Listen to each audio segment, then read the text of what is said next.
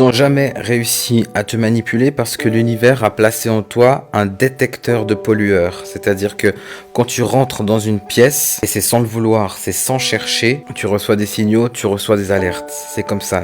C'est de telle manière que les élus ont été façonnés. Il n'y en a pas un seul qui n'a pas ce niveau de clairsentience. Ça n'existe pas. Tous les élus sont façonnés de cette manière-là. Ils ont essayé de te manipuler, mais ils n'ont pas pu parce qu'aucun jeu psychologique ne tient en ta présence. Et pourtant, l'élu est quelqu'un de gentil.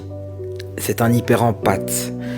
Il est rempli de compassion. Il va tellement se mettre à la place des autres parfois qu'il va confondre en fait ses propres douleurs et celles des autres. Il va rentrer dans une espèce de forme de presque de cohabitation avec le mal-être des autres, tellement son empathie est grande. Et c'est bien pour ça que quand il y a une situation qui dépasse les limites, on peut retrouver cette part sombre parce que l'univers a placé un petit bloc comme ça, un petit caillou, a placé un petit truc spécial chez l'élu qui lui permet de comprendre l'ombre, de déchiffrer l'ombre et d'agir avant même qu'elle n'agisse. Et c'est pour ça qu'il faut pas pousser le bouchon parce que en fait ça peut être la personne la plus gentille du monde comme ça peut être la personne la plus obscure du monde. Et il faut surtout pas les réveiller parce qu'une fois réveillés, ils retournent pas dormir.